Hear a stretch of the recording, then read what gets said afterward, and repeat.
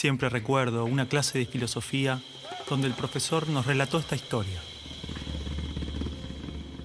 En una caverna se encontraban un grupo de hombres, prisioneros de nacimiento, encadenados de forma tal que solo podían mirar hacia el fondo de la cueva. Una hoguera y figuras manipuladas por otros hombres proyectaban en esa pared todo tipo de sombras. Para los prisioneros, las sombras eran la única referencia del mundo exterior. Esas sombras eran su mundo, su realidad. Uno de los prisioneros era liberado y se le permitía ver la realidad entera fuera de la caverna. ¿Qué tanto tiempo le tomaría acostumbrarse al exterior después de toda una vida de encierro? Posiblemente su reacción sería un profundo temor a la realidad. Podría entender lo que era un árbol, el mar, el sol. Asumamos que este hombre puede ver la realidad tal cual es y entender el gran engaño que era la caverna. El profesor nos explicó brevemente las interpretaciones del mito en relación al conocimiento, la ilusión, la realidad, y cómo posiblemente estemos dentro de una gran caverna que a su vez está dentro de otra. Pero no cabe duda de la necesidad de ese hombre libre de regresar y compartirle al mundo lo que había visto.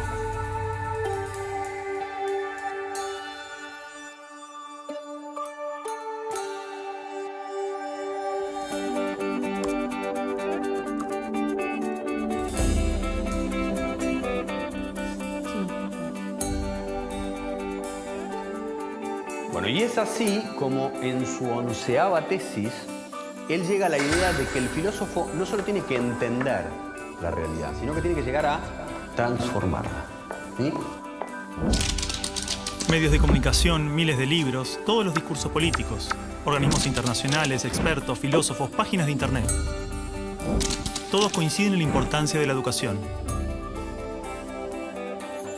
Se invierte en capacitaciones, mejoras edilicias e investigaciones. Se compran libros, netbooks, pizarras digitales. Se dictan cursos, suben salarios, bajan salarios. Se imitan modelos extranjeros. Todo para mejorar la educación. Esto no evita que haya tantas escuelas como realidades sociales. Escuelas marginales, para pobres, escuelas depósito. Escuelas para obreros, profesionales, escuelas de clase media. Escuelas públicas y privadas. Escuelas para ricos, escuelas de la élite. Gran parte pretende incluir y contener a la mayor cantidad de estudiantes. Muchas otras se concentran en formar trabajadores de diferentes jerarquías. Y solo unas pocas se dedican a los supuestos resultados de excelencia. Más allá de sus diferencias, todas trabajan y aspiran a un ideal de escuela común. ¿Hasta qué punto esta escuela ideal nos ayuda a desarrollarnos individual y colectivamente? ¿Realmente este paradigma educativo busca que las personas tengan una buena calidad de vida y trabajen para la mejora de su comunidad? ¿Hay otro tipo de escuela que lo logre? ¿Hay alguna educación pensada con estos ideales? Esto nos llevó a abrir las puertas de un mundo oculto para muchos de nosotros.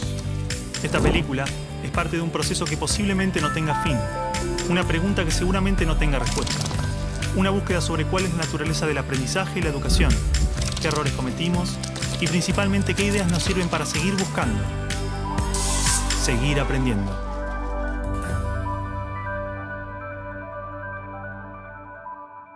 Bueno, supongo que lo que Alicia quiere, la directora quiere, es simplemente estar de acuerdo, consensuar, a ver qué es lo que se va a decir. Es un acto del colegio, el colegio tiene que saber qué es lo que se va a decir. Claro, bueno, yo medio igual. Javier, ¿en qué quedaron? Bueno, yo les propongo a los chicos, como ejercicio, que escribieran un texto, ¿no?, contándonos cuál era el balance de estos años en la escuela. Y eso es. Muy poco de lo que pasa en nuestra escuela es verdaderamente importante. Nos enseñan a estar lejos unos de otros y a competir. Padres y maestros no nos escuchan. Por todo eso decimos basta. La educación está prohibida.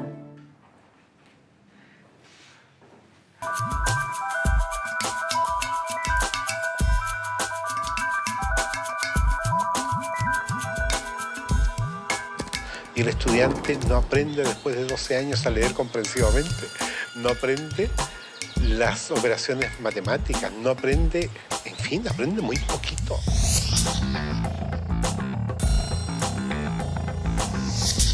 ¿Qué es lo que hace que el estudiante fracase en la escuela?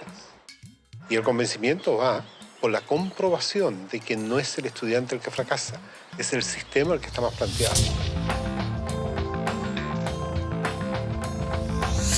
Es que las reformas educacionales actuales en boga en muchas partes están mal enfocadas. Son un arreglo cosmético de lo que nosotros pensamos que debemos mejorar en la escuela. El problema está en el modo como concebimos paradigmáticamente a la escuela. Es un problema de concepción básica.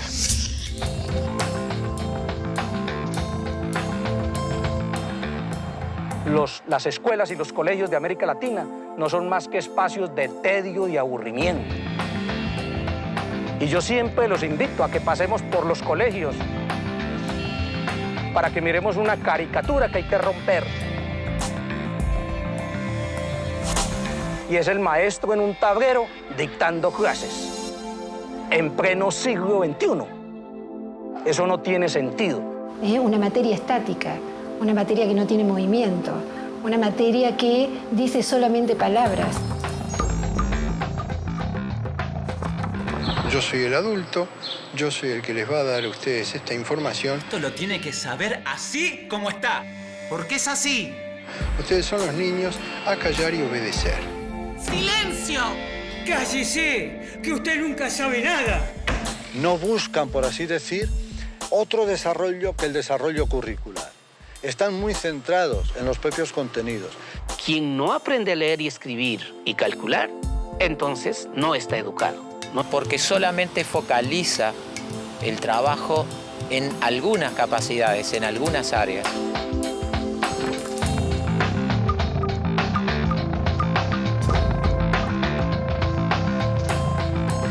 El conocimiento actual está parcializado, porque la mirada es parcial. Nosotros decimos que en las escuelas convencionales el aprendizaje es preventivo. Señor, ¿para qué sirve esto?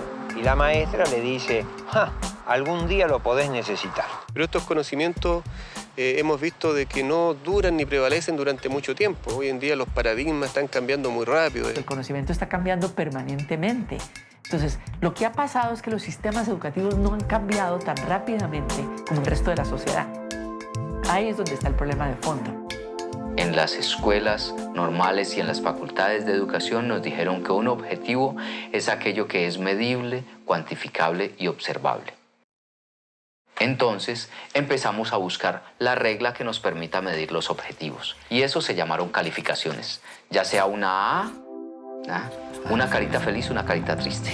Pero la lógica siempre va a ser la misma. ¿Comparar qué? Comparar el sujeto, sus aprendizajes, frente a una escala estandarizada que mide qué, si cada sujeto es único, singular e irrepetible. Busca que un número defina incluso la calidad de persona que eres.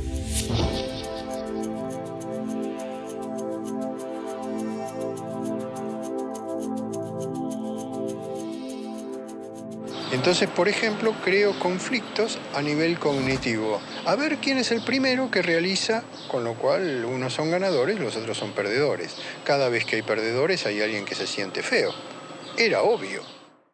Se estimula mucho a los chicos a competir entre ellos. Los mejores alumnos tienen reconocimientos, tienen premios. Aquellos niños que no les van bien en los exámenes, se les llama la atención. En muchos casos ni siquiera son tenidos en cuenta. Todo el mundo habla de paz, pero nadie educa para la paz. La gente educa para la competencia y la competencia es el principio de cualquier guerra. En teoría, todas las leyes de educación nos hablan de objetivos de desarrollo humano profundos, valores humanos, cooperación, comunidad, solidaridad, igualdad, libertad, paz, felicidad, y se llenan de palabras hermosas. La realidad es que la estructura básica del sistema promueve justamente los valores opuestos. La competencia, el individualismo, la discriminación, el condicionamiento, la violencia emocional, el materialismo. Cualquier idea que se promueve desde el discurso es incoherente con lo que la estructura sostiene. A ver, a pesar de que la escuela teoriza y discute sobre principios y valores, los discute como contenidos. Si yo vengo de un paradigma fragmentado, donde a mí lo que me interesa es enseñar historia, yo voy a ver cuánto de historia sabe este sujeto después de que yo le hablé de historia y le hice leer un libro de historia. Y para mí ese sujeto terminó. No tiene más nada que ver conmigo. Si ese sujeto sufre o no, viene de buena familia o no, tiene plata o no. Es decir, para el maestro tradicional, lo más fácil es seguir haciendo lo que ha hecho durante muchos años. ¿Usted quiere ser un mediocre toda su vida? O lo que ha aprendido por tradición. Usted ya no es más un nenito de segundo grado. Entonces, el enseñar se convierte simplemente en un proceso de reproducción simbólica. No quiero que huele una mosca. En la Argentina, la inmensa mayoría de los niños en este momento dicen, qué macana, hoy es lunes, tengo que ir otra vez a esa escuela. Pero ese no es el peor de los datos. La inmensa mayoría de los docentes en la Argentina dicen eso mismo. Yo creo que los maestros actuales son hijos de un sistema. No es que el maestro nazca o quiera ser profesor para ser bueno o malo. Es lo que el Estado le permite. ¡Basta! ¡Se quedan sin recreo! Ah, no. No me venga con que tiene problemas en su casa. ¿Cómo hago para educar la emoción de estos niños si en mi terciario de formación docente no me hablaron nunca una palabra de las emociones? Si siguen hablando, los voy a separar, ¿eh?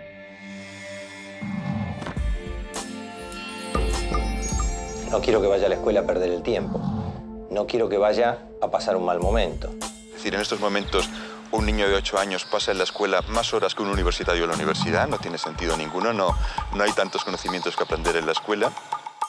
La escuela, entonces, no es ni siquiera el lugar de formación. Es la gran guardería, o como lo llamo yo, un gran parqueadero de niños. Pienso que son cárceles, ¿no? O sea, pienso que es horror pensar que hay que encerrar a los niños, que hay que tener guardias ahí custodiándolos para que no se escapen. Y entonces cada vez se encierra más. Cada vez le hacemos muros más altos. Los muros pueden ser de ladrillo o de árboles, pero igual son muros que aíslan, que separan.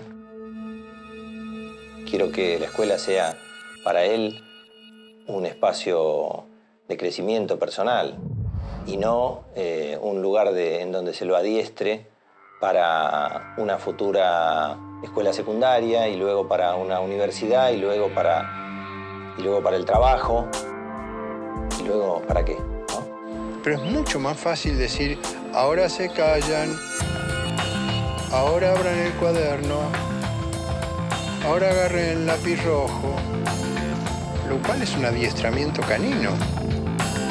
Eso no es educación.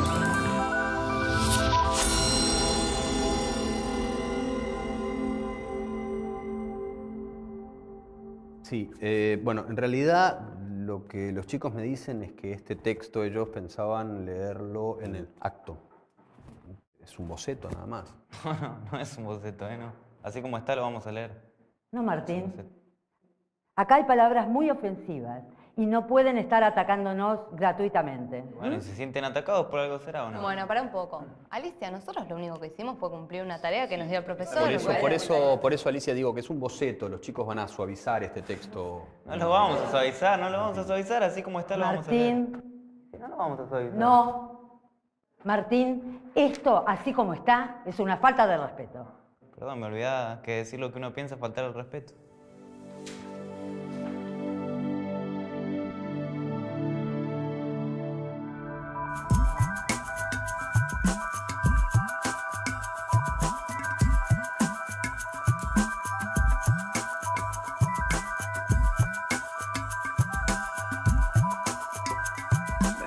Esto casi no se sabe, pero la educación pública, gratuita y obligatoria fue inventada en algún momento de la historia. Antes no existía. La educación en la antigüedad distaba mucho de lo que hoy entendemos por educación. En Atenas clásica, por ejemplo, no había escuelas. Las primeras academias de Platón eran espacios de reflexión, conversación y experimentación libre. La instrucción obligatoria era cosa de esclavos. Por otro lado, la educación en Esparta era más parecida a una instrucción militar. el Estado se deshacía de quienes no alcanzaban los niveles esperados. Había clases obligatorias, fuertes castigos y modelamiento de la conducta a través del dolor y el sufrimiento. Antiguamente la educación estaba en manos de la Iglesia Católica, por lo menos en el mundo cristiano occidental. Y fue recién en el siglo XVIII, en una época de la historia que se llama despotismo ilustrado, seguramente lo escucharon en el colegio, en donde se creó el concepto de educación pública, gratuita y obligatoria. La escuela como la conocemos nace a fines del siglo XVIII y principios del siglo XIX en Prusia. Con el fin de evitar las revoluciones que sucedían en Francia, los monarcas incluyeron algunos principios de la Ilustración para satisfacer al pueblo, pero manteniendo el régimen absolutista. La escuela prusiana se basaba en una fuerte división de clases y castas.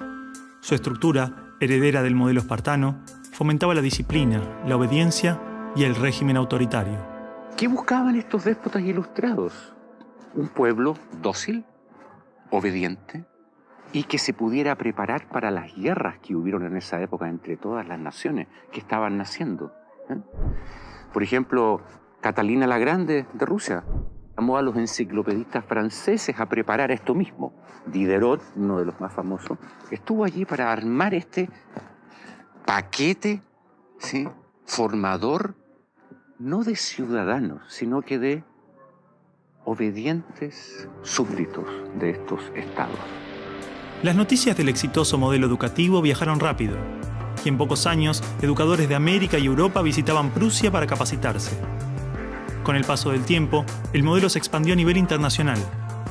Muchos países importaron la escuela moderna con el discurso del acceso a la educación para todos, elevando la bandera de la igualdad, cuando justamente la esencia misma del sistema provenía del despotismo, buscando perpetuar los modelos elitistas y la división de clases. Ese es el origen de la educación pública. Fíjense ustedes que Napoleón, un poco posterior, y enemigo jurado de todos estos déspotas, hizo lo mismo. Él lo decía con todas sus letras. Yo quiero formar un cuerpo docente para poder dirigir el parecer de los franceses. ¿Se entiende? Él lo tiene claro. Y eso opera, se sepa o no se sepa, hasta el día de hoy. La escuela nace en un mundo positivista regido por una economía industrial. Por lo tanto, busca obtener los mayores resultados observables con el menor esfuerzo e inversión posible, aplicando fórmulas científicas y leyes generales. La escuela era la respuesta ideal a la necesidad de trabajadores, y los mismos empresarios industriales del siglo XIX fueron quienes financiaron la escolarización obligatoria a través de sus fundaciones. ¿Dónde coloco los hijos de estas personas para que puedan trabajar? ¿Cómo educamos en que aprendan a leer? ¿Cómo creamos obreros inteligentes? La educación sigue siendo lo mismo, una herramienta para formar trabajadores útil al sistema y una herramienta útil para que la cultura permanezca siempre igual y siempre se repita, lo cual es conservar la estructura actual de la sociedad. La escuela se complementó con investigaciones sobre el control de la conducta, propuestas de utopías sociales y hasta teorías de superioridad racial. No es de extrañar que los primeros estados con el sistema prusiano o similar fueran con el paso de las generaciones focos de xenofobia y nacionalismo extremo. El modelo de producción industrial en cadena de montaje era perfecto para la escuela. La educación de un niño era comparable a la manufactura de un producto. Por lo tanto, requería una serie de pasos determinados en un orden específico, separando a los niños por generaciones en grados escolares.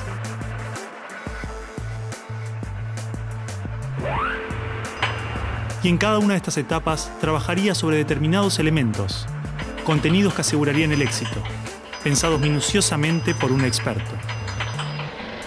Digamos que el maestro es la figura que es la encargada de enseñar una serie de contenidos que tocan, porque alguien ha determinado así, en una edad determinada. Pero la educación no la preparan los biólogos. Y curiosamente muchas veces tampoco son educadores los que la preparan. son administrativos. Son gente que no hace clases. En esta cadena, una persona estaría a cargo de una pequeña parte del proceso, insuficiente como para conocer el mecanismo en su totalidad, ni a las personas en profundidad. Un docente por año, por materia, cada 30 o 40 alumnos, llegando al punto de que el proceso termine siendo meramente mecánico. Y la educación, como la estamos viendo hoy, es administrativa. Hay alumnos que llegan, profesores que hacen clase, alumnos que se van, profesores que se van y al día siguiente se repite el ciclo. Un profesor estatal es un funcionario en que la autoridad le dice usted tiene que enseñar esto y de esta forma. Porque hay que repetírselo a demasiados niños con un profesor de demasiadas horas de clase y con pocas horas de atención de alumnos en forma privada. Entonces va a dirigir siempre a un grupo colectivo. Porque evidentemente si tengo 30 niños, no puedo pretender que todos los 30 niños quieran hacer lo mismo al mismo tiempo. Este sistema de cadena de montaje, que nace con el taylorismo, fue aplicado tanto en la industria, la escuela y el ejército de diferentes países y culturas de Occidente.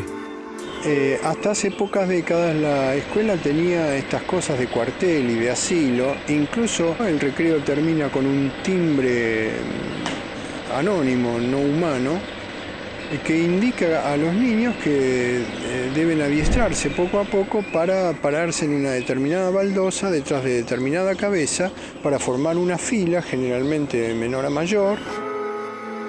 Durante los últimos siglos, hemos construido nuestras escuelas a imagen y semejanza de las prisiones y las fábricas, priorizando el cumplimiento de las reglas, el control social. La escuela se pensó como una fábrica de ciudadanos obedientes, consumistas y eficaces, donde poco a poco las personas se convierten en números, calificaciones y estadísticas.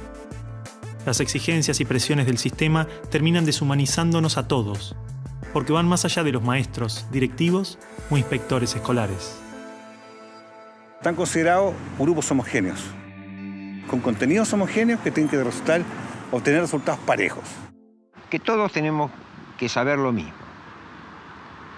A pesar de que los adultos no sabemos todo lo mismo, a pesar de que no nos dedicamos todo a lo mismo, en las escuelas todos tienen que querer hacer lo mismo y hacerlo igualmente bien. Entonces la escuela tiene poca capacidad de responder a las necesidades individuales, porque la escuela instruye. Es un centro de instrucción y es lo que hace. El que no aprende, se queda. Esa es la realidad. Esto de alguna manera ya implica que el sistema educativo es un sistema de exclusión social. Selecciona el tipo de personas que estarán llegando a la universidad para llegar a formar parte de una serie de élite que domina pues, las empresas que dominan los sistemas de producción, económico, de comunicación, etc. Y otro tipo de personas para las cuales la escuela no es suficientemente adecuada, que están destinadas a otro tipo de trabajo más precario, porque no dispondrán de los títulos para hacer esto. El sistema y los estados no les preocupa eso. No, honestamente, no les preocupa el ser humano como persona, como individuo. Y en esos términos, toda educación que busque otra cosa tiene que ser prohibida.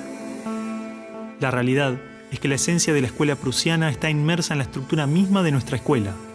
Los test estandarizados, la división de edades, las clases obligatorias, las currículas desvinculadas de la realidad, el sistema de calificaciones, las presiones sobre los maestros y niños, el sistema de premios y castigos, los horarios estrictos, el encierro y la separación de la comunidad, la estructura verticalista. Todo esto sigue siendo parte de las escuelas del siglo XXI. La escuela está cerrada al mundo exterior. Te explicaba el título de mi libro, del mapa escolar al territorio educativo, para indicar esa fábula del cartógrafo que cuenta Borges, que empieza a ser un mapa de un territorio determinado y se entusiasma de hacerlo lo más perfecto posible.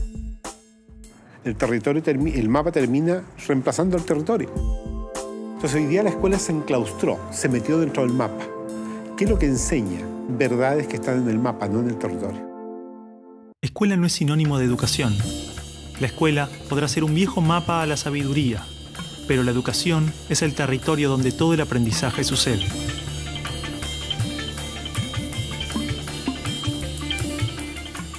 ¿Qué es una buena educación? ¿Lograr que la mayor cantidad de niños atraviesen los estándares de calidad? ¿Que obtengan herramientas y conocimientos que no les interesan para superar barreras que otros les imponen? ¿No era el objetivo de la educación lograr una buena calidad de vida? Olvidemos por un momento todo lo que sabemos sobre educación, toda nuestra forma de entender la escuela, todo lo que nos han dicho que debemos aprender en la vida y lo que debemos enseñarle a nuestros hijos. Empezar a ver cada cosa, a revisarla como si nunca la hubiéramos visto. O sea, cada acción, cada actitud, cada costumbre. Si no estuviéramos haciendo las cosas como las estamos haciendo porque siempre las hicimos así, ¿cómo las haríamos hoy? ¿No? Es como sacudirse la cabeza y decir, bueno, empezamos de nuevo.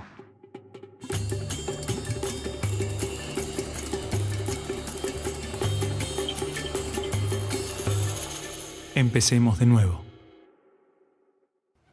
A ver, chicos, tienen que entender que el discurso que escribieron es algo que le puede molestar a mucha gente. Bueno, está bien, pero si es lo que sentimos y lo escribimos así, ¿por qué no lo podemos leer así? Son nuestras palabras, lo que pensamos. ¿Cuál es el problema ahora? Cargo de lo que escribimos ahí también. Si de última no lo dicen en tu clase. Pará un poco, Martín, porque te conozco. Te molesta todo en esta escuela. Te molesto yo, te molestan los profesores, te conozco bien. No, vos a mí no me conocés. Sí te conozco. No, no me conocés.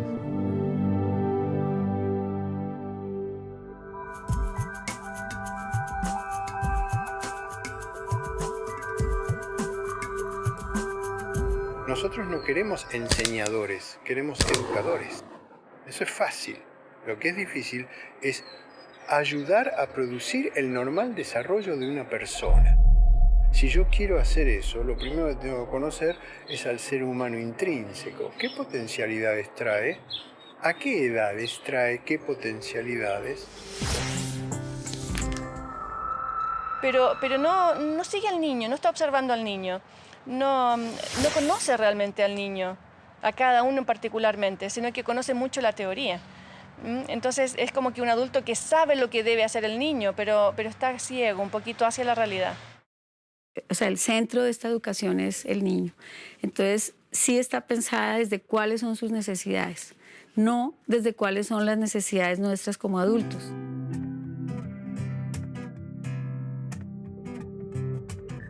Los chicos desde que nacen con esa capacidad de crear. Son creativos y observadores y curiosos. Y en la escuela pueden pasar dos cosas: que se acompañe ese proceso y se propicien actividades para desarrollar esa capacidad, o se la frustre. De hecho, podríamos caracterizar que el ser humano propende a aprender. Incluso podemos decir más todavía, no es ningún mérito del ser humano aprender. Más todavía, es que no puede no aprender. Tú lo ves, él todo el tiempo te está preguntando, ¿y esto por qué? ¿Y esto por qué? ¿Y esto por qué? No es que uno tenga que inculcarle a él las ganas de preguntar, él lo tiene en su esencia. ¿Ya? Basta que tenga órganos sensoriales y percibe, ¿no es verdad? Basta que tenga su cerebro y piensa y razona, e imagina, crea, fantasea. Pero en la escuela se consigue justamente acallarlo.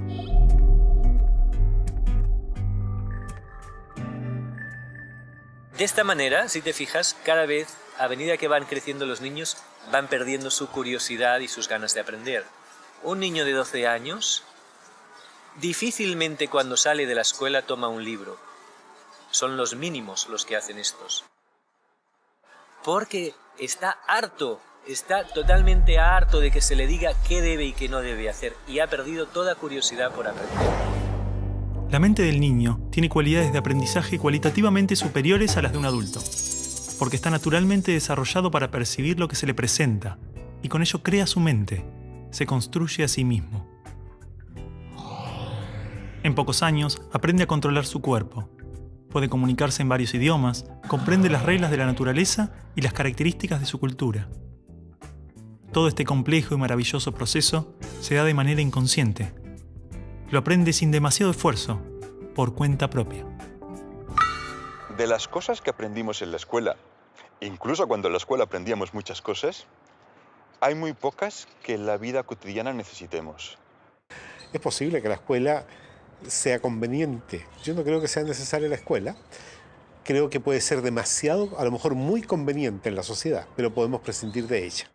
Porque podemos vivir sin sin saber logaritmos, pero no podemos vivir sin saber relacionarnos con otras personas o sin saber caminar o sin saber usar herramientas.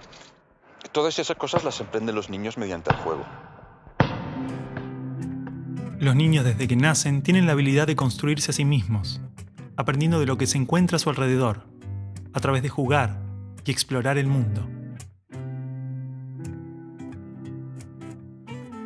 Los niños absorben cultura, los niños vienen a tomar la cultura de los padres, y eso se ve incluso en el lenguaje.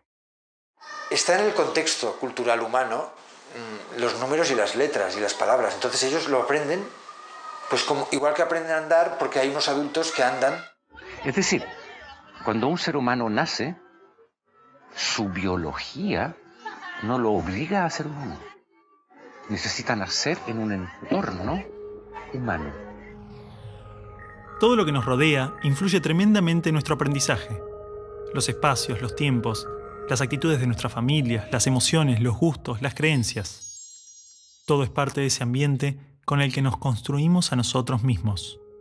La pregunta es entonces, ¿qué ambiente estamos ofreciendo a los niños para que los adultos se desarrollen de esta manera? Porque un niño entra es a un medio dogmático, siéntese acá, quédese 6 o 7 horas sentado en esta fila. ¡Qué horrible! Si estamos en una familia donde esa red de afectos es supremamente débil, los niveles de agresión son muy altos, de violencia, el chico va a ser un chico probablemente muy violento. No va a ser seguramente violento, no estoy diciendo eso, pero sí estamos hablando que en contextos violentos la violencia se reproduce más fácilmente. El niño va a dar lo que recibe, ¿no? Entonces, por eso tenemos que lograr relaciones mucho más amorosas, mucho más profundas en el aula. Estudios indican que actualmente a la edad de 5 años, el 98% de los niños podría ser considerado genio. Son curiosos, creativos y tienen la habilidad de pensar de formas diversas, resolver problemas, es decir, tienen la mente abierta. El problema es que 15 años más tarde, solo el 10% de esos niños mantiene estas capacidades. O sea, de alguna forma estoy diciendo que desde más allá de la mente, desde el mundo de la conciencia, todos somos genios. Y realmente el maestro lo que tiene que aprender es a que sus alumnos puedan abrir las puertas en su mente para que desciendan todo ese conocimiento y esa creatividad y esa genialidad que todos llevamos dentro. Si nosotros miramos a los grandes hombres de la humanidad y mujeres de la humanidad, todos han sido grandes soñadores, es decir, que han tenido una imaginación enorme. Como seres humanos, somos el resultado de miles de años de adaptación natural y evolución. Traemos dentro aquellas características que nos han permitido sobrevivir, transformarnos y crecer. Desde las ganas de comer cuando tenemos hambre, hasta la curiosidad interna del niño de explorar el mundo. Este potencial está esperando que le permitamos manifestarse. En los niños lo vemos en el juego espontáneo, en los adolescentes de hoy a través de la rebeldía y la necesidad de transformar la realidad. ¿Por qué insistimos en matar su espontaneidad y castigar su rebeldía, cuando son estas las características que manifiestan sus necesidades humanas internas buscando desarrollarse? El niño tiene un maestro interior, sobre todo en las primeras edades, que le impulsa al aprendizaje, que le impulsa al descubrimiento, que le impulsa al movimiento, que le impulsa a participar, a trabajar, a repetir comportamientos, que le impulsa a decidir cuándo quiere dejar de repetir algo porque lo tiene superado. Observando cómo actúan los niños, descubrimos que usan todos los criterios de un investigador connotado, exactamente los mismos. Por supuesto que hay distintos niveles de complejidad, ¿no es cierto? Pero no hay niño que no sea sistemático en la observación. No hay niñita pequeña que esté observando que no genere experimentos. ¿Cómo podemos hacer para que sean más creativos? Ellos ya lo son. Lo único que tenemos que hacer es ofrecerles las posibilidades para que la puedan expresar de diferentes maneras. Si siguen haciéndolo, mañana van a ser científicos, mañana van a ser artistas. Hay que dejarlos. Dale, Martín, no hace falta. A ver, ¿qué ganas con esto? Ya está. Ellos plantean el tema de las notas, por ejemplo. Dicen que lo único que nos importa es la nota final, que no nos importa si estudian, no estudian, si aprenden o no aprenden. Basta, ya está. ¿Qué gano me saco las ganas de eso? No, y que además los estamos, de alguna manera, haciendo competir entre ellos por esa nota. ¿Vos pensás así también? Mira, creo que no es un planteo tan equivocado, tan errado. Evidentemente, algo de la estructura de la escuela no les hace bien. Mira, Javier, yo creo que lo que les hace mal a los chicos es la sociedad. Y con la sociedad que tenemos, lo mejor que le puede pasar es venir a la escuela, ¿no te parece? Está bien, pero digo, esto es bastante fuerte. No, Disculpen, ya sé, pero... Acá está todo lo que aprendí en 5 años de colegio. ¿Saben qué va a pasar con esto? Me lo voy a olvidar todo. Es más, ya me lo olvidé.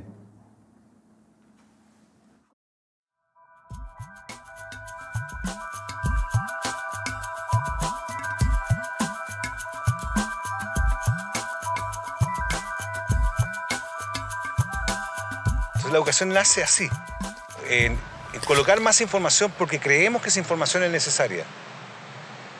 La pregunta que yo hago es, ¿cuánto nos acordamos nosotros de lo que nos enseñaron en la ciencia básica, por ejemplo? ¿Cuánto nos acordamos de los contenidos enseñados en ciencia media? Es que la manera en que usted lo introduce no motiva a nadie. Y el estudiante cree que lo único que tiene que hacer es repetir, repetir, repetir, hasta que eso se le meta en la cabeza. Repitan. A ver. Actinio, AC, 3, mental.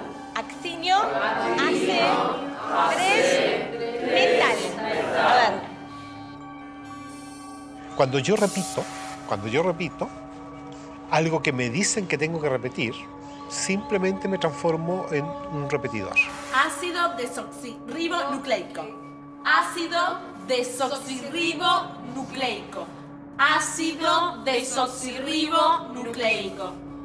Comprenda o no comprenda, no interesa, porque lo que importa es que yo diga de la misma manera lo que está dicho. Ribonucleico. Ácido desoxirribonucleico. Ácido desoxirribonucleico. Si yo le exijo a un niño más de lo que él puede dar, empiezo a generar estrés en este niño. Ácido desoxirribonucleico. Ácido desoxirribonucleico. Ácido desoxirribonucleico. Ácido desoxirribonucleico. Ácido desoxirribonucleico. Aprender se convierte en un proceso fastidioso, en un proceso difícil y dejo de aprender. Todo lo que tú puedas aprender en el colegio, en el día a día, pasa a segundo plano si no es parte de tu decisión, si no es parte de tu opción. Son conocimientos fríos, son palabras que pueden irse con el tiempo. La información o el saber podemos almacenarla en nuestro cerebro, un libro o una computadora. Pero la comprensión es una herramienta en constante crecimiento, con características únicas que varían según cada persona. Implica crear y establecer relaciones entre criterios, y así resolver problemas. Y construir nuevos conocimientos.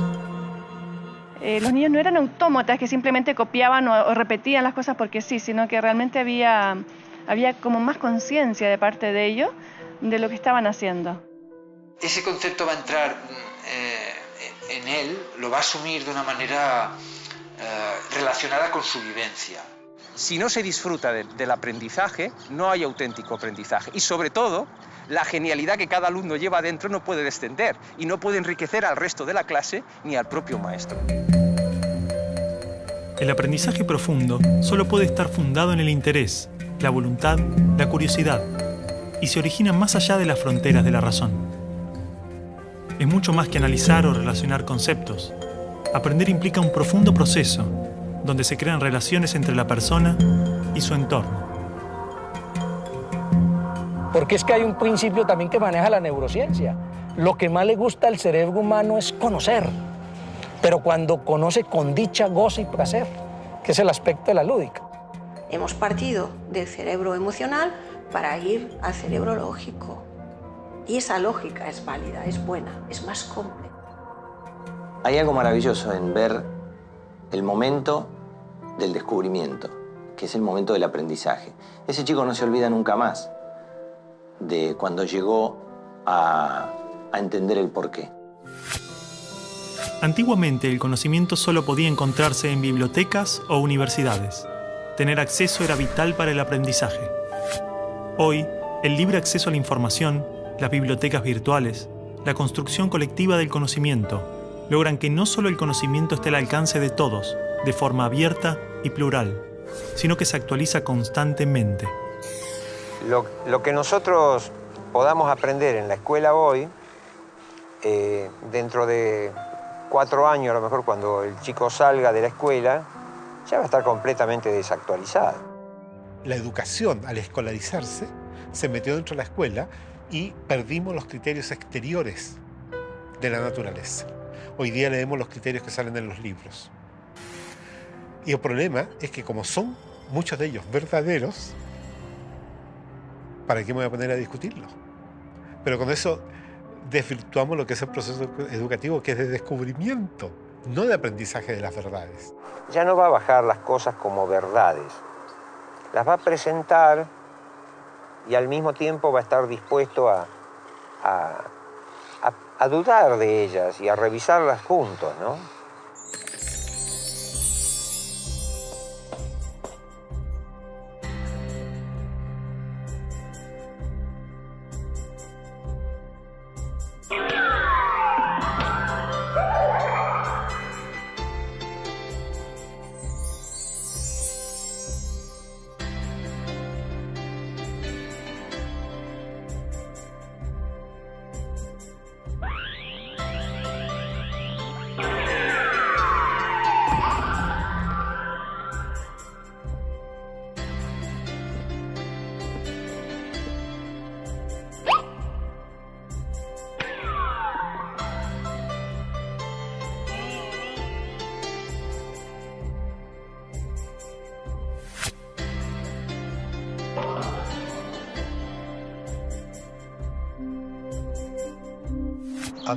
A todo nivel, el ser humano siempre aprende lo que hace. Tiene que esforzarse para aprender lo que no hace. Primero fue la acción y luego viene lo cognitivo, ¿sí? Y a veces nosotros miramos lo motriz como algo peyorativo y resulta que la motricidad está muy ligada a la parte cognitiva. Es decir, el juego es un reto a lo desconocido, un reto a lo que puede suceder. Porque cuando un niño juega o se pone enfrente a esto, pues parte del principio de que pone algo en movimiento. En la educación siempre estamos poniendo en movimiento. A la casa del tío escuela, digo yo, venimos a aprender. Eso, obvio, no venimos a jugar y nada más. Pero jugando se aprende mucho.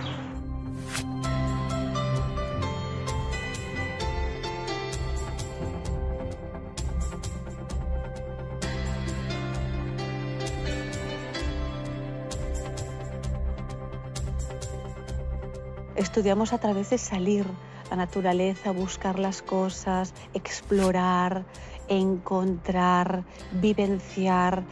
Cuando tú trabajas y conectas con la naturaleza a los niños, todo sale. Ir a esa escuela es un placer porque todos los días tenemos tantas cosas para experimentar, para investigar, para agradecer que estamos vivos. La tarea del educador entonces consistirá en todo momento mostrar misterios, mostrar situaciones en la naturaleza que, aunque estén descritas ya por la ciencia, no lo están para el educando. De tal manera que el educando se sorprenda frente a algo y trate de encontrarle una explicación.